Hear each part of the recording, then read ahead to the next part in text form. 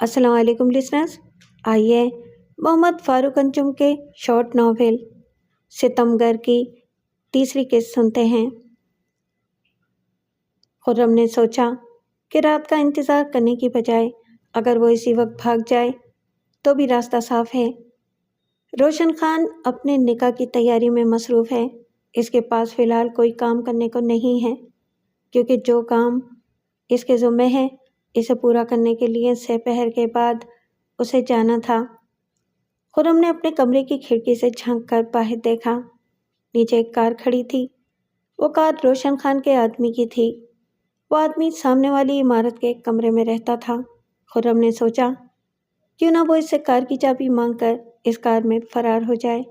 कहीं दूर जाके वो इस कार को छोड़कर किसी और चीज़ में सवार होकर निकल जाएगा। फिर इसने सोचा कि चाबी मांगने पर इसे इसके कई सवालों के जवाब देने पड़ेंगे। बेहतर यह है कि वो पैदल निकलकर किसी टैक्सी वगैरह में सवार होकर फरार हो जाए, तो इसमें आसानी ये होगी कि इसके फरार का देर के बाद पता चलेगा। कार मांग कर ले गया तो देर होने पर इससे रब्ता करने की कोशिश की जाएगी, और जब रब्ता नहीं होगा तो रोशन खान को तशवीश लाहक हो जाएगी और यूं इसके आदमी इसके ताक़ुब में निकल खड़े होंगे। खुर्रम ने बाथरूम के रोशनदान से खाली बोतलें हटाकर वो रकम निकाली और इसे अपनी चमड़े की जैकेट की अंदरूनी जेब में डालकर ऊपर से जिप बंद कर दी। जैकेट पहनकर उसने अच्छी तरह से जायज़ा लिया कि वो जगह फूली हुई तो नहीं लग रही। 5-5 हज़ार के बड़े नोट थे, इसलिए पता नहीं चल रहा था कि इसकी जैकेट की अंदरूनी जेब में इतनी बड़ी रकम मौजूद है।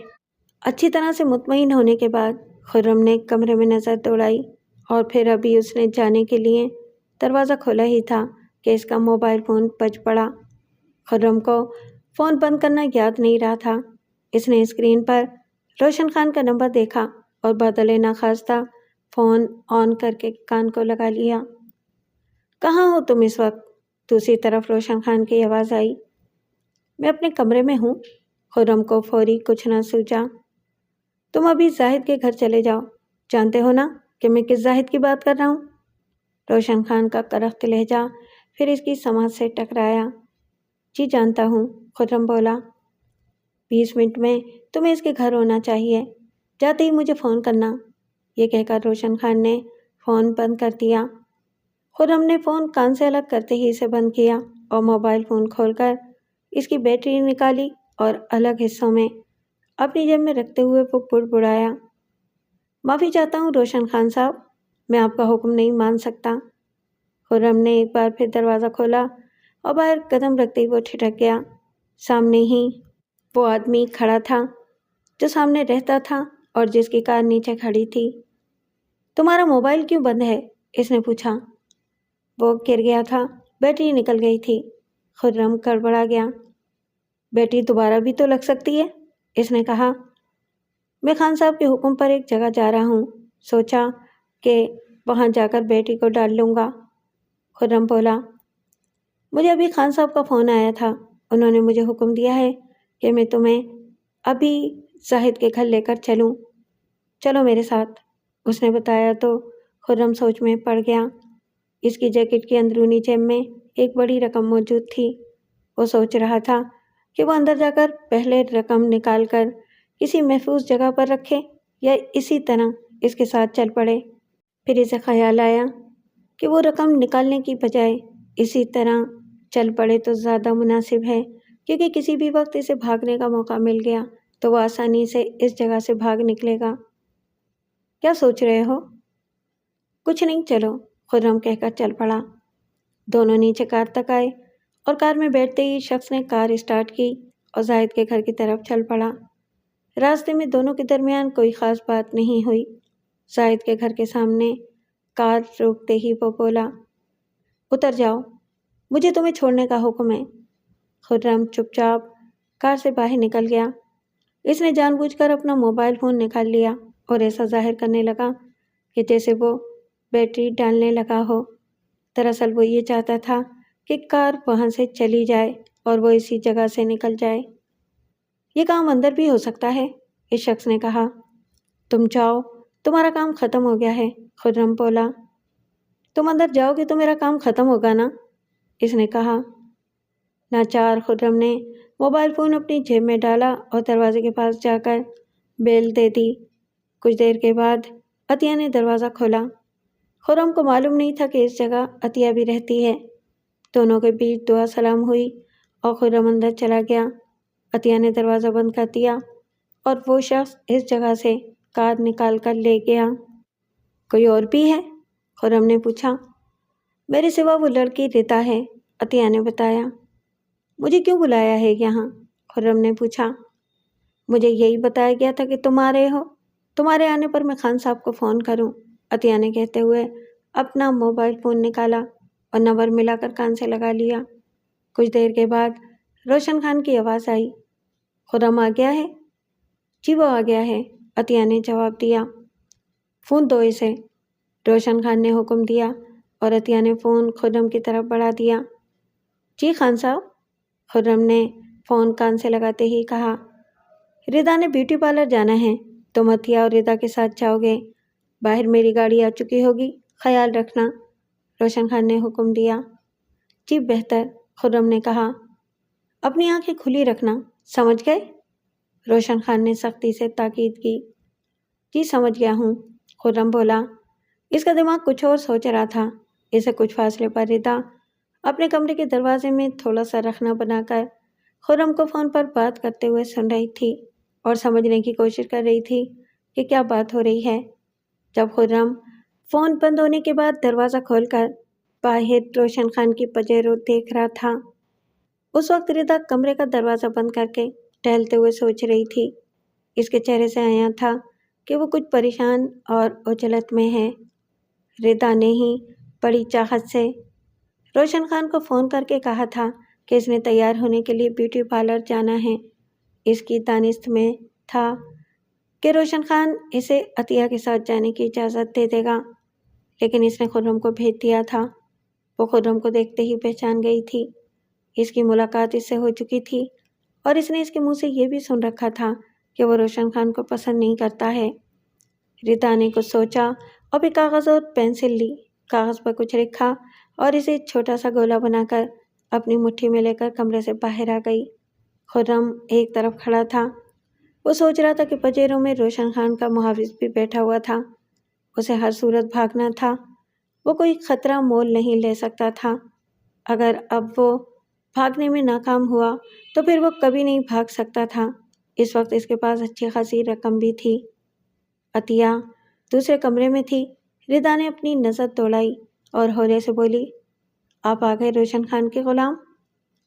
ردا کی آواز سن کر وہ اس کی طرف گھوما۔ زنجیروں سے تو وہ آپ کو بھی باندھنے والے ہیں۔ مجھے باندھنا آسان نہیں ہے۔ روشن خان کے لیے کیا مشکل ہے؟ میرا ساتھ دو گے؟ اچانک ردا نے ہولے سے پوچھا۔ خرم چونکا۔ کیسا ساتھ؟ میں بھاگنا چاہتی ہوں، اسے شادی نہیں کرنا چاہتی۔ آپ میں ہمت ہے کہ آپ میری مدد کر سکیں؟ ردا کا لہجہ دھیما اور نگاہیں کمرے کے بند دروازے پر مرکوز تھیں۔ خرم کو اس کی بات سن کر حیرت ہوئی۔ اس نے سوچا کہ روشن خان کی دنیا سے تو وہ بھی بھاگ رہا ہے۔ اگر وہ ردا کی بھی مدد کر دے تو ردا کے لیے تو اچھا ہی ہوگا۔ وہ بھی ایک طرح سے نیکی ہی کرے گا، کیونکہ وہ روشن خان کو جانتا تھا۔ ایک انسان کے روپ میں وہ کیسا درندہ ہے، یہ بات اس کے علم میں بہت اچھی طرح سے تھی۔ اسی دوران کمرے کا دروازہ کھلا اور ردا نے پھرتی سے اپنے ہاتھ میں چرمور کاغذ کا ننھا سا گولا خرم کے ہاتھ میں دے دیا اور خرم نے وہ کاغذ اپنی جیب میں رکھ لیا۔ میں تیار ہوں، چلیں، عطیہ نے باہر نکلتے ہی کہا۔ ردا کوئی جواب دینے کی بجائے دروازے کی طرف چل پڑی۔ عطیہ کے پیچھے خرم نے بھی اپنے قدم بڑھا دیے۔ باہر روشن خان کی سیاہ پجیرو کھڑی تھی۔ ڈرائیونگ سیٹ پر ایک خطرناک شکل والا شخص برائے جمان تھا، جو روشن خان کا ڈرائیور اور محافظ بھی تھا۔ خرم سب سے پیچھے تھا، اس لیے اس نے پھرتی سے وہ چرمور کاغذ نکال کر پڑھا۔ اس پر ایک سطر لکھی ہوئی تھی، کیا آپ میری مدد کر سکتے ہیں؟ میں روشن خان سے شادی نہیں کرنا چاہتی۔ خرم نے وہ کاغذ پھر اپنی جیب میں ٹھوس لیا اور وہ سب پجیروں میں سوار ہو گئے۔ پجیروں کو کہاں جانا ہے؟ اس بارے میں عطیہ نے ڈرائیور کو بتایا تھا۔ پجیرو سڑک پر دوڑنے لگی تھی اور اندر ایسی خاموشی تھی کہ جیسے بولنے والے کو کوئی سخت قسم کا جرمانہ ہو سکتا ہے۔ خرم سوچ رہا تھا کہ وہ کیا کرے۔ ردا بھی فرار چاہتی تھی۔ خرم بھی نہیں چاہتا تھا کہ ردا کی شادی روشن خان سے ہو۔ اس نے فیصلہ کیا کہ وہ ردا کی ضرور مدد کرے گا، لیکن یہ حقیقت بھی اپنی جگہ تھی کہ وہ روشن خان کے محافظ اور عطیہ جیسی شاطر عورت کی موجودگی میں کیسے فرار ہو سکتے ہیں۔ فرار ہونے کے لیے ان کے پاس چند گھنٹے تھے۔ شام کو روشن خان کا ردا سے نکاح تھا، اور اگر اس کا نکاح ہو گیا تو ردا کی زندگی برباد ہو جائے گی۔ پجیرو پوش علاقے کے ایک معروف بیوٹی پارلر کی طرف دوڑ رہی تھی۔ اچانک جانے ردا کے ذہن میں کیا آیا کہ اس نے تیز آواز میں کہا، گاڑی روکو، گاڑی روکو۔ ڈرائیور نے جلدی سے بریک لگا دی۔ عطیہ نے سوالیہ نگاہوں سے ردا کی طرف دیکھا، اور خرم بھی سوچ رہا تھا کہ ردا کو کیا ہوا ہے۔ کیا بات ہے؟ عطیہ نے پوچھا۔ مجھے بھوک لگی ہے اور مجھے چاٹ کھانی ہے، ردا نے پیچھے ایک معروف چاٹ کی دکان کی طرف اشارہ کرتے ہوئے کہا۔ ردا کی بات کو ٹالنا عطیہ کے اختیار میں نہیں تھا۔ اس نے ڈرائیور سے کہا کہ وہ گاڑی بیک کر کے اس دکان کے سامنے لے کر جائے۔ ڈرائیور نے پجیرو بیک کی اور دکان کے سامنے کھڑی کر دی۔ اس کے ساتھ ہی ردا نے دروازہ کھولا اور باہر نکلنے کے لیے ایک قدم زمین پر رکھا ہی تھا کہ عطیہ بولی، چاٹ یہیں منگوا لیتے ہیں، گاڑی میں بیٹھ کر کھانے کا کیا مزہ، ردا کہہ کر باہر نکل گئی۔ اسی اثنا میں خرم بھی باہر نکل آیا تھا۔ عطیہ بھی باہر نکلنے کے لیے متحرک ہی تھی اندر کہ ردا نے آہستگی سے کہا، میں نے یہ فرار کے لیے کیا ہے، جلدی سوچ لو کیا کرنا ہے۔ خرم کو سمجھ آ گئی کہ ردا نے چاٹ کھانے کی کیوں فرمائش کی تھی۔ اس نے دائیں بائیں دیکھا، اطراف کا جائزہ لیا اور وہ ان کے ساتھ اندر چلا گیا، جبکہ ڈرائیور پجیرو میں ہی بیٹھا رہا۔ میں ذرا باتھ روم جا رہا ہوں، خرم بولا۔ مجھے بھی جانا ہے، ردا نے بھی کہا۔ آؤ میرے ساتھ، عطیہ بولی۔ وہ اس علاقے کی بڑی خوبصورت جگہ تھی جہاں فاسٹ فوڈ کے ساتھ چٹخارے دار کھانے کی چیزیں ملتی تھیں۔ ہال میں میز کرسیاں لگی ہوئی تھیں اور ایک طرف خواتین اور مردوں کے لیے باتھ روم تھے۔ خرم ایک باتھ روم میں گھس گیا، جبکہ ردا کو عطیہ لیڈیز ٹوائلٹ کی طرف لے گئی۔ ردا ایک ٹوائلٹ کے اندر چلی گئی، وہاں کوئی نہیں تھا۔ جو ہی ردا اندر گئی، یکدم خرم تیزی سے آیا اور عطیہ کے منہ پر اپنا ہاتھ رکھ کر اسے تیزی سے ایک ٹوائلٹ میں لے گیا، اور اندر جاتے ہی اس نے عطیہ کی گردن پر ایسا وار کیا کہ عطیہ اسی وقت بے ہوش ہو گئی۔ خرم نے اسی کے دوپٹے سے اس کے ہاتھ اور منہ باندھ کر فرش پر دیوار کے ساتھ ٹیک لگا کر بٹھا دیا اور باہر نکل کر باتھ روم کا دروازہ بند کر دیا۔ ردا پہلے وہاں کھڑی تھی، وہ ردا کو لے کر اس جگہ سے نکل گیا۔ جو ہی وہ ہال میں آئے، سامنے ایک آدمی چلا آ رہا تھا۔ خرم کی اس کے ساتھ اس حوالے سے جان پہچان تھی کہ وہ روشن خان کے لیے دفتری امور کے جائز اور ناجائز کام کرتا تھا۔ ارے خرم، تم یہاں؟ تمہارے پاس گاڑی ہے؟ خرم نے اس کی گرم جوشی کو نظر انداز کرتے ہوئے کہا۔ ہاں ہے، یہ کہتے ہوئے اس نے غیر ارادی طور پر اپنے ہاتھ میں پکڑی چابی سامنے کر دی۔ تم بیٹھ کر کھاؤ، میں روشن خان صاحب کا ایک کام کر کے ابھی آیا۔ گاڑی وہی ہے نا سرخ رنگ کی؟ ہاں، مگر وہ شخص اسی جگہ معلق سا ہو گیا اور خرم ردا کو لے کر اسی دروازے سے باہر نکل گیا جس دروازے سے وہ اندر آئے تھے، کیونکہ آنے جانے کا یہی ایک دروازہ تھا۔ خرم کے پاس وقت ضائع کرنے اور سوچنے کے لیے بالکل بھی وقت نہیں تھا۔ اگر عطیہ کو ہوش آ گیا یا اس ٹوائلٹ میں کوئی خاتون چلی گئی تو ایک شور برپا ہو جائے گا۔ روشن خان کا محافظ پجیروں میں بیٹھا دوسری طرف دیکھتے ہوئے اپنی مونچھوں کو تاؤ دے رہا تھا۔ اس کے بائیں جانب اس شخص کی سوئفٹ کار کھڑی تھی۔ خرم کی تیز نظر اس کار پر رک گئی۔ وہ ردا کو لے کر اس کار کی طرف بڑھا۔ اس نے کار کے دروازے میں چابی لگائی، دروازہ کھولا اور اندر بیٹھتے ہی اس نے کار کا دوسرا دروازہ کھول دیا۔ ردا بھی پھرتی سے اندر بیٹھ گئی۔ برابر میں وہ پجیرو کھڑی تھی، اس کا دھیان دوسری طرف تھا۔ اس کے بائیں جانب کیا ہو رہا ہے وہ اس سے بے خبر تھا۔ خرم نے کار اسٹارٹ کی اور تیزی سے بریک کرنے کے بعد گیئر لگایا۔ اس کار کے ٹائر چیخے اور کار اس جگہ سے گولی کی طرح نکلی۔ جب اس کار کے ٹائر چیخے تو ڈرائیور نے اس کار کی جانب دیکھا تھا तब तक वो ये नहीं जान सकता था कि कार के अंदर कौन सवार है। ड्राइवर को उस वक्त भी कुछ पता नहीं चला कि अंदर एक हंगामा खड़ा हो चुका है, क्योंकि जो ही एक लड़की इस टॉयलेट में जाने लगी तो इसने अतिया को बेहोश देखकर शोर मचा दिया था। सभी जमा हो गईं और फिर अतिया को वो एक कमरे में ले गए थे। अंदर अतिया को होश में लाने की कोशिशें हो रही थीं और ड्राइवर बेखबर पजेरों में पराई चमान मूछों को ताव दिए जा रहा था। रोशन खान को एक बंद लिफाफा मौसूल हुआ। रोशन खान ने लिफाफा चेक किया और अंदर तय किया हुआ कागज़ निकाल कर देखा। वो कागज़ इस तहरीर की नकल थी जो खुर्रम ने नकद 40 लाख रुपए वसूल करते हुए अपने दस्तखत किए थे। रोशन खान ने इसी वक्त अपने अकाउंटेंट को फ़ोन किया और पूछा कि खुर्रम ने कल 40 लाख रुपए जमा कराए हैं। इसके जवाब में दूसरी तरफ जवाब दिया गया कि खुर्रम ने कल और आज कोई रकम जमा नहीं कराई है। रोशन खान ने इसी वक्त खुर्रम को फ़ोन किया। खुर्रम का फ़ोन बंद था। वो सोचने लगा कि इससे पहले खुर्रम ने कभी ऐसी गैर जिम्मेदारी का मुजाहरा नहीं किया। इसने पैसा भी जमा नहीं कराया और इसका फ़ोन भी बंद है। इसकी क्या वजह हो सकती है? अभी वो यही सोच रहा था कि इसका मोबाइल फ़ोन बजने लगा। इसने फ़ोन कान को लगा लिया। दूसरी तरफ से अतिया की घबराई हुई आवाज़ आई, हाँ जी, गज़ब हो गया। क्या हो गया? खुर्रम ने मुझे बेहोश किया और रिदा को लेकर भाग गया है, अतिया ने कपकपाते होठों से बताया। क्या बकवास कर रही हो? रोशन खान चीखा। खान जी, मैं साई की तरह इसके साथ थी, अतिया ने अपनी सफाई देना चाही। साई की तरह इसके साथ थी तो फिर ये कैसे हो गया? रोशन खान ने जल्दी से इसकी बात काट कर गुस्से से कहा। खुर्रम ने अचानक मेरी गर्दन पर कोई सख्त चीज़ मारकर बेहोश किया और फिर जब मुझे होश आया तो वो रिदा को लेकर जा चुका था, अतिया बोली। रोशन खान ये सुनते ही गुस्से में लाल पीला हो गया था। तुम इस वक्त कहाँ हो? अतिया ने इस जगह का नाम बता दिया। इसी वक्त रोशन खान ने अपने साथ अपने आदमी लिए और पजेरो इस तरफ दौड़ने लगी। रोशन खान सोच रहा था कि रिदा और खुर्रम के भागने की वजह क्या है। क्या ये है कि दोनों एक दूसरे को चाहते थे?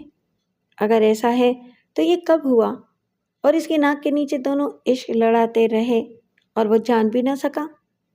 रोशन खान को अपनी सोच में सच्चाई दिखाई देने लगी थी। इसकी दानिश में ये था कि दोनों एक साथ भागे हैं और वो भी इस वक्त जब वो इससे निकाह कर रहा था। और भी ये कि खुर्रम ने जो इतनी बड़ी नकद की सूरत में रकम वसूल की थी वो भी जमा नहीं कराई थी।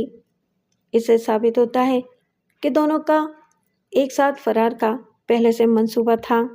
इनकी गाड़ी जो ही इस जगह रुकी, रोशन खान और इसके आदमी इस पजेरो से ऐसे बाहर निकले जैसे इनके सामने जो कोई भी आ गया वो इसे जान से मार कर ही दम लेंगे। इनके इर्द गिर्द लोग जमा हो गए थे। वहाँ पर मौजूद लोगों को एक दूसरे से पता चल गया था कि यहाँ आने वाली लड़की अपने किसी आशिना के साथ फरार हो गई है। रोशन खान ने जब लोगों की निगाहें अपनी तरफ देखीं तो इसे एहसास हुआ कि इसने गुस्से और जोश में आकर गलत फैसला कर लिया है।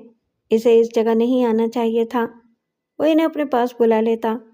इसने फौरन फैसला किया और अतिया को अपने पास बुलाया ही था कि वो आदमी भागता हुआ रोशन खान की तरफ बढ़ा, जिससे खुर्रम कार की चाबी मांग कर ले गया था।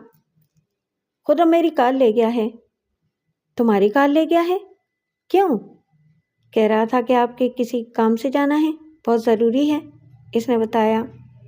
रोशन खान ने इससे कार का नंबर पूछा और सिकंदर को फ़ोन करके इख्तिसार से सब कुछ बताते हुए कार का नंबर बताया और बोला, नाका लगा दो, ये कार शहर से बाहर जाने न पाए। बात ख़त्म करने के बाद रोशन खान ने फ़ोन बंद किया और अपने आदमी को हुक्म दिया कि वो इस नंबर की कार की तलाश में निकल जाएं। इसके आदमी पजेरों में सवार होकर निकल पड़े, जबकि रोशन खान ने अतिया को अपने साथ चलने को कहा। अतिया डरी और सहमी पजेरों में बैठ गई। ड्राइवर भी घबराया हुआ था। जो ही पजेरो इस जगह से निकली, रोशन खान फट पड़ा। अगर मुझे रिदा ना मिली तो याद रखो, मैं तुम दोनों को आग की भट्टी में फेंक दूंगा। हाँ जी, मैं तो बाहर बैठा था, ड्राइवर जल्दी से बोला। तेरा ध्यान किस तरफ था? तुझे ये पता नहीं चला कि इस दरवाजे से कोई बाहर निकला है? रोशन खान ने इसे गहरालूद निगाहों से देखा। پتہ نہیں وہ دونوں کس طرف سے نکلے ہیں۔ اور تم کیا کر رہی تھی؟ تجھے یہاں رکنے کی ضرورت کیا تھی؟ روشن خان نے عطیہ سے کہا۔ روشن خان کی کرخت آواز سن کر عطیہ مزید سہم کر بیٹھ گئی۔ روشن خان کا پارا بڑھتا ہی جا رہا تھا۔ سکندر سوچتے ہوئے اپنی ٹھوڑی کھجا رہا تھا۔ اس کے لیے یہ خبر بڑی حیران کن تھی کہ جس لڑکی سے روشن خان شادی کرنے جا رہا تھا وہ اسی کے ملازم کے ساتھ بھاگ گئی ہے۔ سکندر تو اس لڑکی کو پہلی نظر میں دیکھتے ہی اس کا دیوانہ ہو گیا تھا۔ اس خبر نے سکندر کے جسم میں بجلی بھر دی تھی۔ اس نے اسی وقت اپنے ایک انتہائی خاص اہلکار کو فون کر کے اپنے پاس بلا لیا۔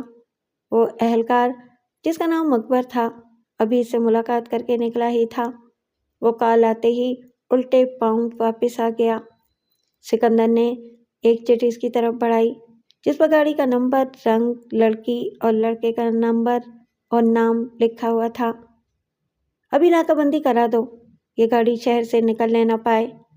لڑکا اور لڑکی مل جائے تو لڑکے کو اسی جگہ گولی مار دینا اور لڑکی کو محفوظ جگہ پر پہنچا دینا۔ اوکے، اکبر نے چٹ لی اور کمرے سے نکل گیا۔ اسپتال کے بیڈ پر لیٹا ہوا سکندر پرجوش ہو گیا تھا۔ ردا کو پانے کا جوش اس کے جسم میں خون کی طرح بھاگ رہا تھا۔ اب تو وہ بس یہی چاہتا تھا کہ اکبر کو ان کی گاڑی راستے میں ہی کہیں مل جائے اور وہ ردا کو روشن خان سے چھین لے۔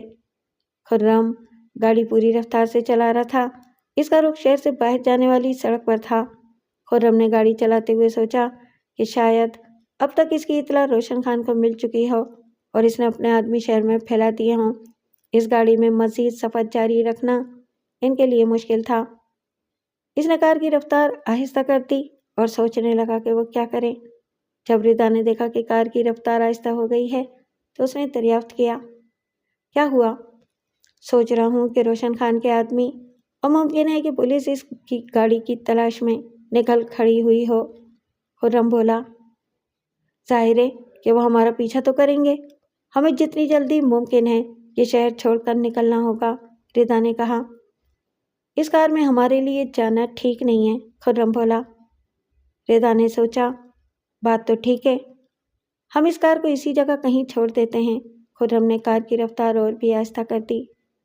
ان سے کچھ آگے وہی کچا راستہ آ رہا تھا جس کے اطراف میں جنگل تھا اور اس جنگل میں ناصر چھپا بیٹھا تھا جبکہ اس کی دوسری طرف ابھی تک پولیس موجود تھی۔ اس سڑک پر گاڑی چھوڑنا ٹھیک نہیں ہے، بہتر ہے کہ میں یہ کار اس جنگل میں لے جاؤں۔ درختوں کے بیچ کار چھوڑوں گا تو آسانی سے کسی کو دکھائی نہیں دے گی، خرم نے اپنا خیال ظاہر کیا۔ پھر جلدی لے چلو، کہیں وہ پہنچ ہی نہ جائیں۔ ردا نے غیر ارادی طور پر پیچھے دیکھا۔ خرم نے کار آگے سے اس کچی سڑک پر اتار لی اور دھول اڑاتا ہوا آگے تک لے گیا۔ کچھ آگے اسے راستہ دکھائی دیا۔ اس راستے سے وہ جنگل کے اندر جا سکتا تھا۔ اس کا مقصد ہی یہ تھا کہ وہ کار کو درختوں کے درمیان میں کہیں چھوڑ کر فرار ہوتا تاکہ کار پر آسانی سے کسی کی نظر نہ پڑ سکے۔ راستہ بنتا جا رہا تھا اور خرم کار بہت آگے تک لے گیا۔ آگے کار کو کسی طرف لے جانا مشکل تھا، گھنے درختوں کا جال بچھا ہوا تھا، کار کا ان میں سے گزرنا محال تھا۔ خرم نے دائیں بائیں دیکھا اور بولا، باہر نکلو۔ دونوں باہر نکلے۔ اس جنگل میں سے کون سا راستہ کس طرف جاتا تھا دونوں ہی اس سے لا علم تھے۔ کس طرف جانا ہے؟ ردا نے پوچھا۔ بس چلنا ہے، کہیں نہ کہیں تو یہ جنگل ختم ہو ہی جائے گا، خرم کہتا ہوا ایک طرف چل پڑا۔ اس کے پیچھے ردا بھی چل پڑی۔ ابھی وہ دونوں کچھ ہی آگے گئے تھے کہ یکدم وہ ٹھٹک کر اسی جگہ رک گئے۔ ایک پولیس والا ہاتھ میں پستول لیے ان کے سامنے کھڑا تھا۔ وہ اچانک ایک درخت کے پیچھے سے نکل آیا تھا۔ ناصر کے تعاقب میں پولیس کے سبھی اہلکار اس جنگل میں چاروں طرف پھیل گئے تھے۔ انہیں سکندر کی طرف سے حکم ہی اتنا سخت ملا تھا کہ وہ پوری کوشش میں تھے کہ کسی طرح سے ناصر ان کی گرفت میں آ جائے۔ پولیس کو اس جنگل میں دیکھ کر ردا تو گھبرا کر خرم کے پیچھے ہو گئی اور خرم سوچ رہا تھا کہ پولیس والا اچانک اس جنگل میں کیسے ان کے سامنے آ گیا، کہیں ان کا تعاقب تو نہیں ہو رہا تھا اور ابھی کچھ پولیس والے اور بھی آ جائیں گے۔ یہاں کیا ہو رہا ہے؟ پولیس والے نے مزہ لیتے ہوئے پوچھا۔ जंगल में लड़की को लिए फिर रहे हो, मामला क्या है? हम रास्ता भूल गए हैं, खुर्रम बोला। रास्ता भी कहाँ भूले हैं, जंगल में? हैरानी वाली बात है, इस तरफ तो आता कोई नहीं है और तुम दोनों इस तरफ आकर रास्ता भूल गए, पुलिस वाला कहकर हंसा। इसने दूसरे हाथ से अपनी जेब से अपना मोबाइल फ़ोन निकाला और कोई नंबर तलाश करने लगा। इसका पिस्तौल इन दोनों की तरफ था और निगाहें कभी मोबाइल फ़ोन पर और कभी इन दोनों की तरफ उठ जाती थीं। इनमें फासला इतना था कि खुर्रम जस्त लगाकर भी इस पुलिस वाले को अपनी गिरफ्त में लेने की कोशिश नहीं कर सकता था। इधर पुलिस वाले ने नंबर मिलाकर मोबाइल फ़ोन अपने कान को लगाया और बेल जाने लगी और उधर खुर्रम और रिदा के लिए एक हैरान बात हो गई। नासिर, जो इसी जंगल में छुपा हुआ था और बड़ी देर से इस पुलिस वाले को देख रहा था, वह हाथ में एक मोटी टूटी हुई शाख पकड़े एक तरफ से नमूदार हुआ तो खुर्रम और रिदा इसे देखते ही मुतहय्यर रह गए। अभी बुलाता हूँ अपने साथियों को। पुलिस वाले की खलीज निगाह रिदा पर थी। इसी असना में नासिर ने मोटी शाख का वार पुलिस वाले के सर पर किया और इसकी चीख निकल गई। पिस्तौल हाथ से छूटकर एक तरफ जा गिरा। मोबाइल फ़ोन भी ज़मीन पर गिर गया। नासिर ने यह के बाद दीगरे इस पर मज़ीद हमले किए और पुलिस वाला बेहोश होकर ज़मीन पर पड़ा रह गया। इसके सर से खून बहने लगा था। अपने मोबाइल फ़ोन से इसने जिसका नंबर मिलाया था, दूसरी तरफ से फ़ोन ऑन हो गया था और हेलो हेलो की आवाज़ें आ रही थीं। तुम यहाँ क्या कर रहे हो? खुर्रम ने नासिर से सवाल किया तो इसकी आवाज़ फ़ोन सुनने वाले के कान में पड़ गई। इसने हेलो हेलो चिल्लाना बंद कर दिया और बातें सुनने लगा। मुझे तो तुम दोनों को यहाँ देखकर हैरत हो रही है। नासिर ने इसकी बात का जवाब देने के बजाय दोनों को शुष्तर निगाहों से देखा। पहले यहाँ से निकलो, कहीं कोई और ना आ जाए, रिदा ने मुदाखलत की। ये ठीक कह रही है, बातें तो रास्ते में भी हो सकती हैं। खुर्रम ने इसकी बात से इत्तेफाक किया और वो इस जगह से जाने के लिए एक तरफ चल पड़े। फ़ोन की दूसरी तरफ भी पुलिस वाला ही था। वो अपने साथी से कुछ फासले पर दूसरी तरफ था। इसने बातें सुनकर फ़ौरन अपने दूसरे साथियों को फ़ोन करना शुरू कर दिया। दरख्तों का जाल जाने कहाँ तक फैला हुआ था। वो तीनों तकरीबन भागते हुए एक सिम चले जा रहे थे। इनसे पीछे इस जगह जहाँ उन्होंने पुलिस वाले के सर पर डंडे मारे थे और पुलिस वाला बेहोश पड़ा था, इस जगह बाकी पुलिस वाले भी पहुंच गए थे। एक सिपाही अपने साथी को होश में लाने की कोशिश कर रहा था। वो सुर्ख कार भी उन्होंने देख ली थी और इसकी इतला सिकंदर को कर दी गई थी। सिकंदर पुलिस वाला था। इसने फ़ौरन ताना बाना बुना और इस नतीजे पर पहुंचा कि इन दोनों को मिलने वाला वो नासिर ही है और अब वो 3 हो गए हैं और तीनों एक सिमत भागे हैं। सिकंदर ने अगला हुक्म ये दिया, एक इस बेहोश आदमी के पास रुक जाए और बाकी इनका ताक़ुब करो। अभी मेरे कुछ और आदमी भी इस जगह पर पहुंचते हैं। बेहतर सर, कोई कोताही में बर्दाश्त नहीं करूँगा, सिकंदर ने कहकर फ़ोन अकबर को मिलाया। जी सर, मैं इस कार की तलाश में हूँ और नाकाबंदी करा दी है, अकबर ने फ़ोन सुनते ही बताया। जहाँ हमने नासिर को मारना चाहा था वहाँ चले जाओ, गाड़ी वहाँ मौजूद है और वो इस वक्त जंगल में है। जल्दी चलो और इन्हें पकड़ो। एक बात और याद रखो, लड़की के साथ अब 2 लड़के हैं। दोनों को इस जंगल में मार देना और लड़की को महफूज जगह पहुँचा देना, सिकंदर ने जल्दी से हुक्म दिया। ओके सर, जल्दी निकल जाओ, सिकंदर चिल्लाया।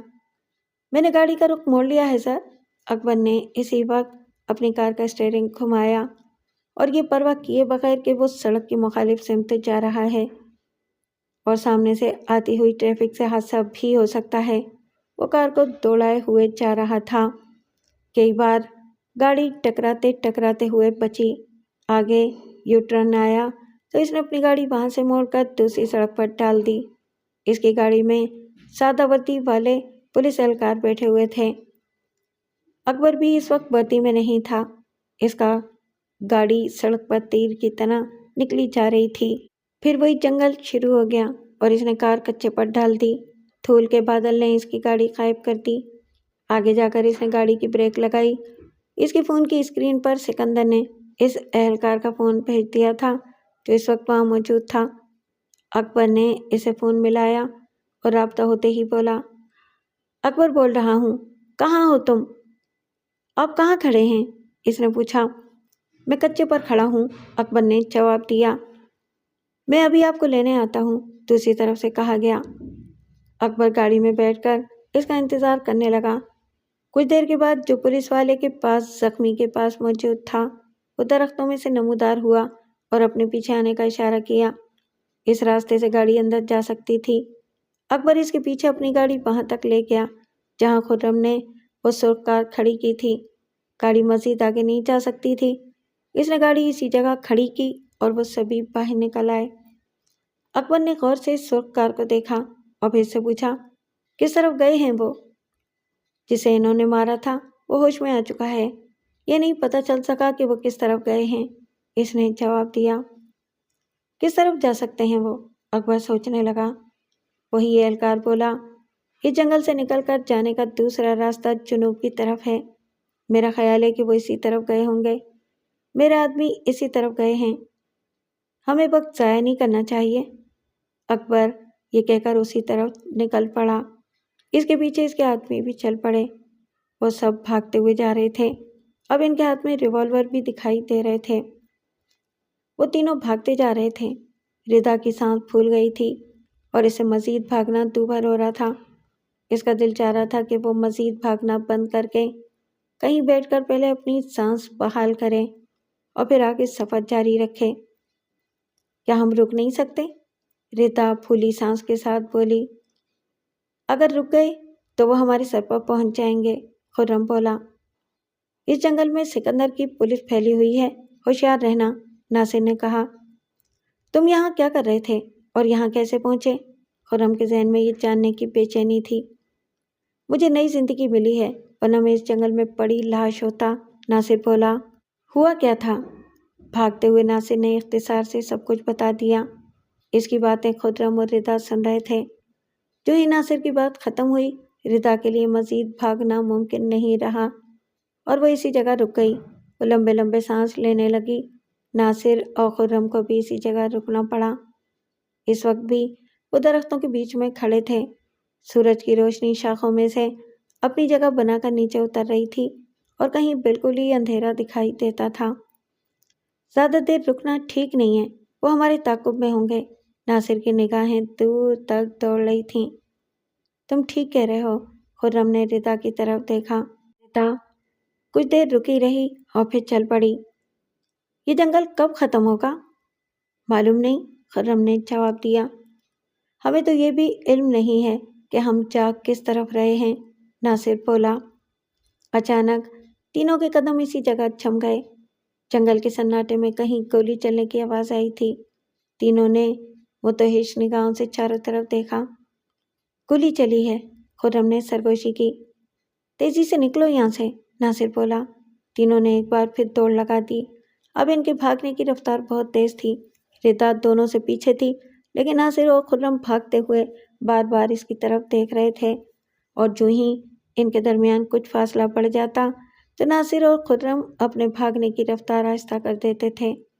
ردا کی سانس پھر پھول گئی تھی۔ اس کے لیے بھاگنا ممکن نہیں ہو رہا تھا، لیکن اسے بھاگنا تھا۔ بھاگنے میں ہی اس کی سلامتی تھی۔ اچانک انہیں سامنے ایک سڑک دکھائی دینے لگی۔ سڑک کی دوسری طرف نہر تھی اور سڑک پر آتی جاتی ٹریفک بھی دکھائی دے رہی تھی۔ وہ سڑک آ گئی، خرم بولا۔ سڑک کو دیکھ کر ردا کے اندر جوش بھر گیا اور اس نے مزید ہمت سے بھاگنا شروع کر دیا۔ درخت پیچھے رہ گئے تھے اور وہ سڑک کے کنارے پہنچ گئے تھے۔ سڑک بہت طویل تھی، آگے سے بل کھا کر گم ہو جاتی تھی اور اسی سڑک کے ساتھ نہر بھی تھی۔ دائیں بائیں سے ٹریفک آ جا رہی تھی۔ اس سڑک پر کاریں اور ٹرک کا زیادہ گزر ہو رہا تھا۔ خرم نے آگے بڑھ کر دور سے آتی ہوئی ایک کار کو ہاتھ کا اشارہ دینے لگا تاکہ وہ کار رک جائے۔ کار بڑی دھیمی رفتار سے آ رہی تھی۔ اس کار کے اندر ایک ہی آدمی بیٹھا ہوا تھا۔ اس آدمی کی عمر 50 سال کے لگ بھگ تھی۔ اس کی مونچھیں گھنی اور بڑی ہوئی شیپ تھی۔ اس نے سر پر ٹوپی رکھی ہوئی تھی۔ کار کے اندر دھیمی آواز میں موسیقی چل رہی تھی۔ اس شخص نے دور سے ہی دونوں لڑکوں کے ساتھ کھڑی لڑکی کو دیکھا اور پھر جیسے جیسے اس کی کار ان کے قریب آنے لگی، اس شخص کی نظریں ردا کو مزید دیکھنے لگیں۔ اس کی نگاہوں کا مرکز ردا تھی۔ اس شخص نے کار روک لی۔ تینوں اس کی طرف بڑھے۔ کیا آپ ہمیں لفٹ دے سکتے ہیں؟ خرم نے پوچھا۔ کہاں جانا ہے؟ اس شخص نے پہلی بار ردا سے نظریں ہٹا کر پوچھا۔ اس کی آواز ایسی تھی جیسے اس کا گلا خراب ہو۔ دراصل اس کا گلا ٹھیک تھا، وہ بولتا ہی ایسے تھا۔ آپ کہاں جا رہے ہیں؟ خرم کی سمجھ میں یہ بات نہ آئی کہ وہ اسے کہاں جانے کا بتائے، تو خرم نے سوال کر دیا۔ وہ مسکرایا۔ جہاں میں جاؤں گا وہیں جانا ہے۔ ہمیں کسی ٹیکسی اسٹینڈ پر پہنچا دیں، ہم دراصل کار رینٹ پر لے کر جانا چاہتے ہیں، ناصر بولا۔ یہ کار بھی رینٹ پر چلتی ہے، مجھے بتاؤ کہاں جانا ہے، میں لے چلتا ہوں۔ اس شخص کی نگاہیں پھر ردا پر مرکوز ہو گئیں۔ ہم نے کراچی جانا ہے، ہمیں ریلوے اسٹیشن چھوڑ دیں، اس بار ردا بولی۔ ردا کی بات سن کر اس نے اس کا چہرہ دیکھا اور مسکرا کر ردا سے ہی بولا، بیٹھ جائیں، 2000 کرایہ لوں گا۔ چلو، خرم کہتا ہوا ڈرائیور کے برابر میں، جبکہ ناصر اور ردا پیچھے بیٹھ گئے۔ اسی اثنا میں ناصر نے دیکھا کہ وہ لوگ بھی جنگل سے باہر نکل آئے تھے اور انہوں نے انہیں کار میں سوار ہوتے ہوئے دیکھ لیا تھا۔ اتنی دور سے وہ کار کا نمبر نہیں دیکھ سکتے تھے۔ اکبر اسی جگہ سے چلایا، رک جاؤ، رک جاؤ، یہ کون ہے؟ ڈرائیور نے گردن موڑ کر اس طرف دیکھنا چاہا، لیکن خرم نے اپنے ہاتھ سے اس کی گردن مڑنے ہی نہیں دی اور بولا، جلدی نکلو، یہ ڈاکو ہیں، ہماری گاڑی چھینی ہے انہوں نے، ان کے ہاتھ میں اسلحہ ہے۔ اسی وقت اکبر نے ایک ہوائی فائر کیا۔ رک جاؤ! وہ سبھی کار کی طرف اندھا دھند دوڑے آ رہے تھے۔ ڈرائیور نے گردن گھما کر اس کی جانب دیکھ ہی لیا۔ جو ہی اس کی نگاہ اکبر کے چہرے پر پڑی، وہ دل ہی دل میں بولا، یہ تو اکبر ہے، چلو جلدی نکلو، ناصر چلایا۔ ڈرائیور نے کار گیئر میں ڈالی اور آگے بڑھا دی۔ وہ سب پیچھے بھاگے آ رہے تھے۔ ڈرائیور نے کار کی رفتار تیز کر دی، وہ سب پیچھے رہنے لگے۔ اسی اثنا میں اکبر نے یکے بعد دیگرے اس کار پر فائر کھول دیے۔ کوئی فائر کار کو چھو نہیں سکا۔ ڈرائیور اس جگہ سے کار بڑی تیزی سے بھگا کر لے گیا۔ اس ڈرائیور کا نام طفیل تھا۔ کسی زمانے میں طفیل کا اپنے علاقے میں بدمعاشی میں طوطی بولتا تھا۔ وہ کئی بار مختلف جرائم میں جیل بھی جا چکا تھا۔ لڑائی مار کٹائی تو اس کا معمول کا کام تھا۔ اکبر جس پولیس اسٹیشن میں تھا وہ طفیل کے محلے میں تھا۔ کئی بار تھانے میں طفیل کے آنے سے دونوں کی اچھی جان پہچان ہو گئی تھی، اور پھر طفیل تو باقاعدہ اکبر کی خدمت بھی کرنے لگا تھا، جس سے یہ قربت اور بھی بڑھ گئی تھی۔ جب طفیل کچھ زیادہ ہی اندر باہر جانے لگا تو اس نے ایک فیصلہ کیا اور جرائم چھوڑنے کا اعلان کر دیا۔ وہ چند ماہ بالکل ہی گمنام ہو گیا اور پھر اس نے علاقہ بھی بدل لیا۔ جب پولیس کا اس کی طرف سے دھیان ہٹ گیا تو اس نے اپنی سرگرمیاں پھر شروع کر دیں۔ اب اس کا طریقہ کار یہ تھا کہ اس نے رینٹ ایک کار کا آفس اور کباڑ مارکیٹ میں کباڑ کا کاروبار کھڑا کر لیا تھا، جبکہ جرائم اس کے آدمی کرتے تھے۔ طفیل کار بہت آگے لے گیا تھا، پھر اس نے کار کی رفتار کچھ کم کر دی اور اپنے برابر میں بیٹھے ہوئے خرم کی طرف دیکھ کر کہا، میں اس آدمی کو جانتا ہوں، یہ پولیس والا ہے، ان کا ایک گینگ ہے، بڑے ظالم اور سخت دل لوگ ہیں۔ اگر کہا جائے تو یہ بات ٹھیک ہوگی کہ یہ دھرتی پر بوجھ ہیں۔ یہ آپ لوگوں کے پیچھے کیوں ہیں؟ تم ہمیں ریلوے اسٹیشن پہنچا دو بس۔ خرم اس کی بات کا جواب دینے کی بجائے بولا، ہو سکتا ہے کہ میں آپ لوگوں کی کچھ مدد کر سکوں، اس نے کہا۔ ہمیں مدد کی ضرورت نہیں ہے، خرم خشک لہجے میں بولا۔ اس کے بغیر آپ لوگوں کا چارہ بھی نہیں ہے۔ اس کا انداز بڑا معنی خیز تھا۔ وہ تینوں اس کی بات سن کر چونکے۔ کیا مطلب؟ خرم نے سوالیہ نگاہیں اس کے چہرے پر جما دیں۔ یہ لوگ جس کے پیچھے پڑ جائیں موت تک اس کا تعاقب کرتے ہیں۔ ان کا باز سکندر کے سینے میں تو دل ہے ہی نہیں۔ میں جانتا ہوں کہ تم لوگ جلد بازی میں فیصلہ کرتے ہوئے ریلوے اسٹیشن جا رہے ہو، پکڑے جاؤ گے، وہ بولا۔ تم کہنا کیا چاہتے ہو؟ کھل کر بات کرو، ناصر نے کہا۔ میں تم لوگوں کو محفوظ جگہ دے سکتا ہوں جہاں تم چند دن رہ کر اطمینان سے سوچ سکتے ہو۔ مجھے اس سے کچھ لینا دینا نہیں ہے کہ آپ لوگوں کا مسئلہ کیا ہے۔ مجھے پیسے سے غرض ہے۔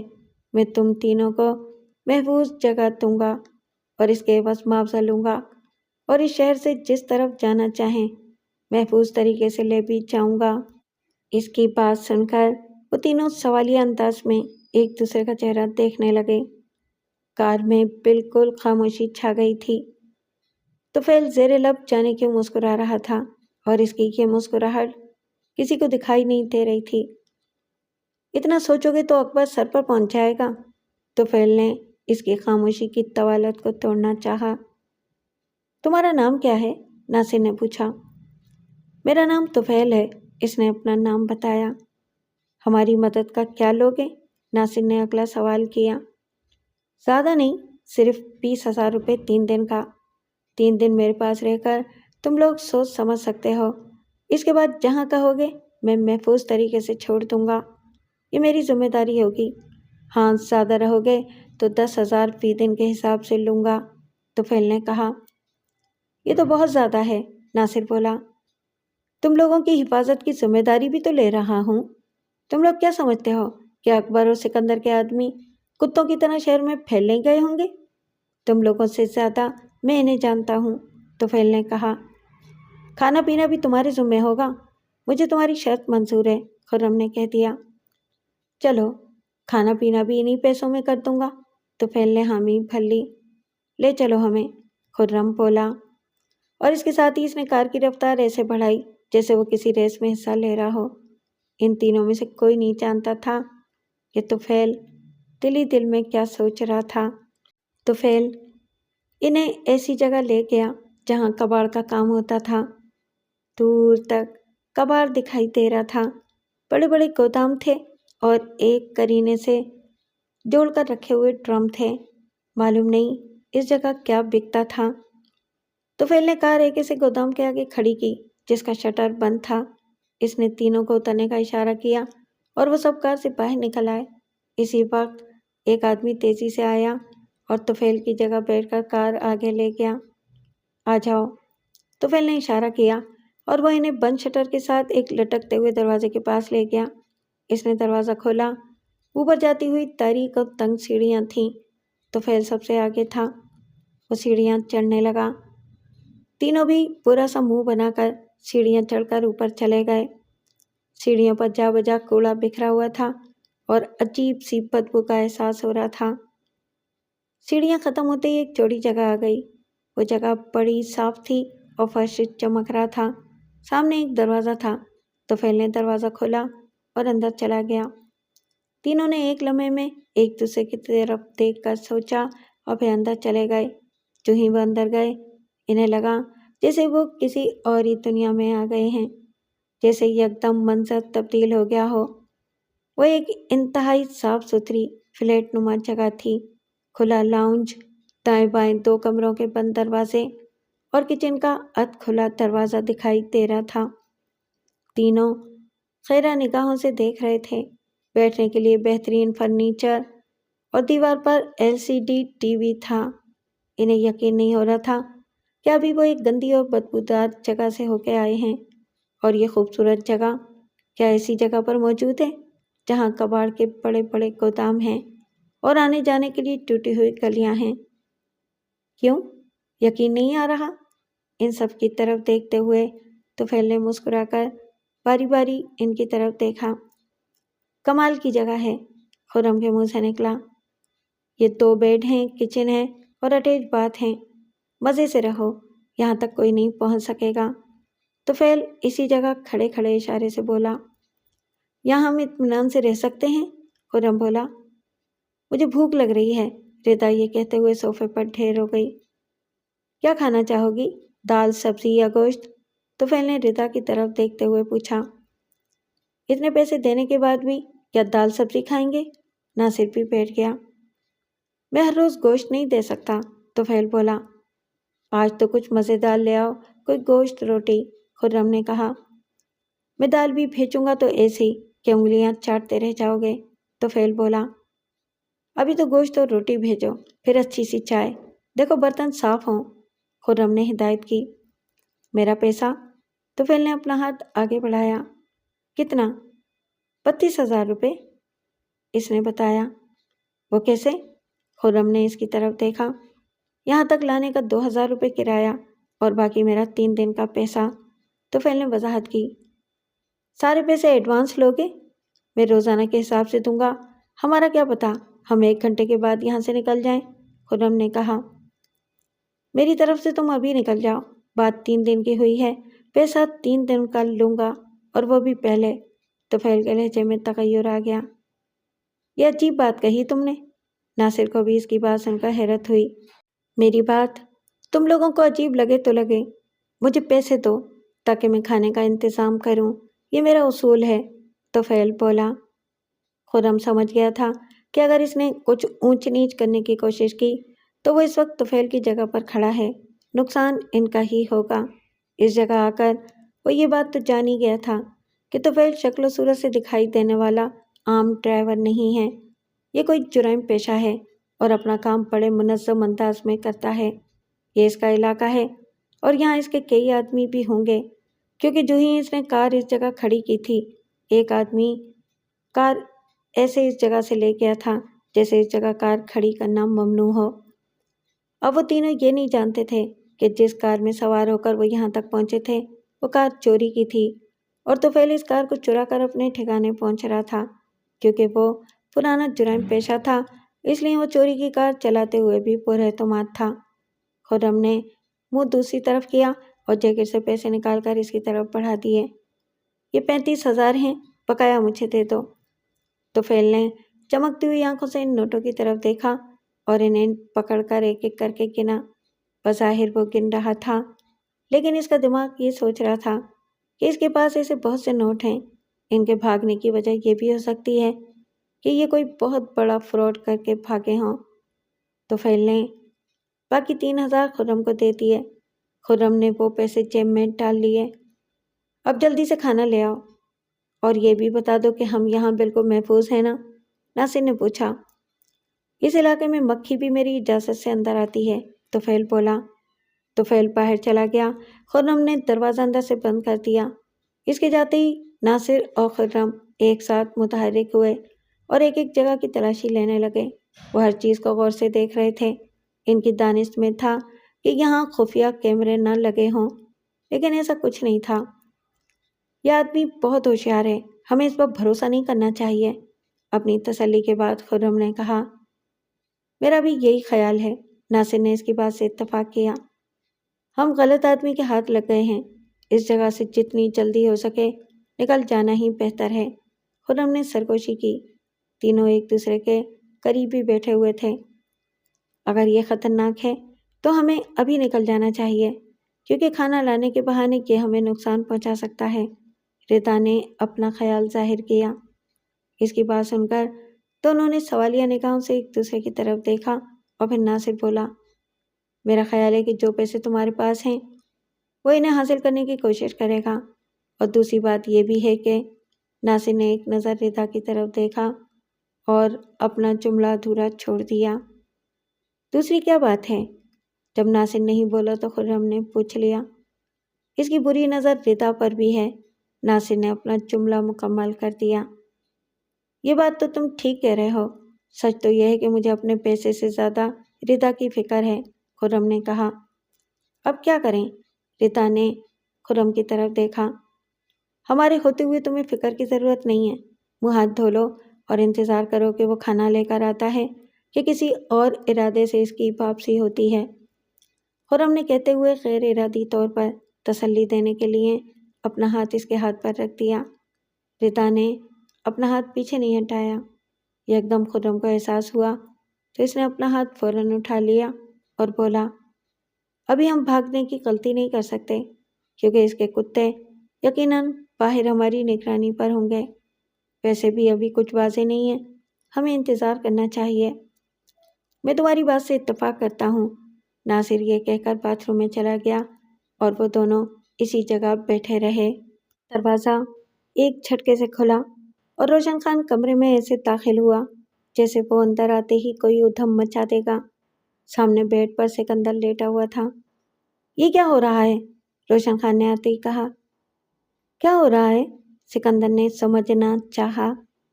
تمہارے آدمی ایک لڑکی نہیں پکڑ سکے؟ وہ اس لڑکی کے پیچھے بھی ہیں کہ تمہاری طرح بیڈ پر لیٹے مزے کر رہے ہیں؟ روشن خان کا غصہ بھی تھا اور وہ الجھا ہوا بھی تھا۔ تمہارا خیال ہے کہ میں مزے سے لیٹا ہوا ہوں؟ سکندر کو اس کی بات چبھ گئی۔ تمہارے آدمی زنگ آلود ہیں، وہ تمہارے بغیر نہیں چل سکتے، تم لیٹ گئے تو وہ بھی لیٹ گئے۔ میرے آدمی زنگالود نہیں ہیں، وہ اس کار تک پہنچ گئے ہیں جس کار میں وہ فرار ہوئے تھے، سکندر بولا۔ کار تک پہنچ گئے ہیں تو وہ کہاں ہیں؟ روشن خان کا لہجہ تیز تھا۔ وہ کار چھوڑ کر بھاگ گئے ہیں، سکندر نے بتایا۔ تمہاری رکھی ہوئی فورس سے بھاگ گئے ہیں؟ روشن خان نے بے یقینی سے کہا۔ مجھے یقین نہیں آ رہا ہے۔ روشن خان، میرے آدمی ان کی تلاش میں ہیں اور مجھے یقین ہے کہ وہ انہیں پکڑ لیں گے، سکندر نے اسے یقین دلانے کی کوشش کی۔ میں پہلے اس لڑکی سے شادی کرنا چاہتا تھا، لیکن اب اسے عبرتناک سزا دینا چاہتا ہوں۔ اسے بتانا چاہتا ہوں کہ اس کی ہمت کیسے ہوئی کہ وہ مجھے دھوکہ دے کر بھاگے۔ روشن خان کے نتھنے پھول گئے۔ ایک بار میں انہیں پکڑ لوں، پھر تم جو چاہو کرنا، تمہیں کوئی نہیں روکے گا، سکندر نے کہا۔ جب تک تم یہ بستر نہیں چھوڑو گے تب تک کچھ نہیں ہوگا۔ روشن خان مضطرب کمرے میں گھوما۔ مجھے تکلیف ہے، ورنہ میں اس کی تلاش میں خود نکل جاتا، سکندر بولا۔ اس وقت جو تکلیف مجھے ہو رہی ہے اس کا تم اندازہ نہیں کر سکتے۔ ایک اس لڑکی نے مجھے دھوکہ دیا اور دوسرا خرم بھی مجھے چکر دے کر نکل گیا۔ میری ناک کے نیچے ہو کیا رہا تھا مجھے پتہ ہی نہیں چل سکا۔ تھوڑا انتظار کر لو، پھر تم گن گن کر ان سے بدلے لے لینا، سکندر بولا۔ اور اس ناصر کا کیا بنا؟ اس کی بھی تلاش جاری ہے، بس تلاش ہی کرتے رہنا۔ تمہارا کیا خیال ہے کہ وہ ابھی تک اسی جگہ ہوگا؟ وہ اس جگہ سے نکل گیا ہوگا اور تم یہاں بیٹھ کر اپنی تکلیف کے ساتھ اپنے ہاتھ ملو۔ اس کی بات سن کر روشن خان تل ملا اٹھا۔ مجھے ایسا کیوں لگ رہا ہے جیسے تمہیں مجھ پر بھروسہ نہیں رہا؟ سکندر نے اس کے چہرے کی طرف دیکھا۔ مجھے تم پر بھروسہ ہے، تمہارے آدمیوں پر نہیں ہے۔ وہ میرے آدمی ہیں، میرے راستہ ہیں، میں ان کے بارے میں تم سے زیادہ جانتا ہوں، اسی لیے ابھی تک ان سے کچھ نہیں ہو سکا، روشن خان نے تمسخر سے کہا۔ بانسری لو اور یہاں بیٹھ کر بجاؤ۔ سکندر کو روشن خان کی یہ بات جیسے کھا گئی ہو۔ روشن خان کا کہنے کا انداز بھی کچھ ایسے تھا جیسے وہ اسے اشاروں سے ہجڑا کہہ رہا ہو۔ روشن خان یہ کہہ کر غصے سے باہر چلا گیا۔ اس نے ایک نظر سکندر کی طرف دیکھ کر یہ بھی جاننے کی کوشش نہیں کی کہ اس کا چہرہ کیا تاثر دے رہا ہے۔ روشن خان لمبے لمبے ڈنک بھرتا ہوا چلتا چلا جا رہا تھا۔ وہ سیڑھیاں اتر کر نیچے والی منزل پر آ گیا، پھر یکدم اسے کچھ یاد آیا اور اس نے واپس سکندر کے کمرے کی طرف جانا شروع کر دیا۔ سکندر کے کمرے کا دروازہ کھولنے کے لیے اس نے جو ہی ہاتھ بڑھایا، اس کا ہاتھ اسی جگہ رک گیا۔ روشن خان جاتے ہوئے جتنا دروازہ کھلا چھوڑ گیا تھا اتنا ہی کھلا ہوا تھا اور اندر سے سکندر کی آواز آ رہی تھی۔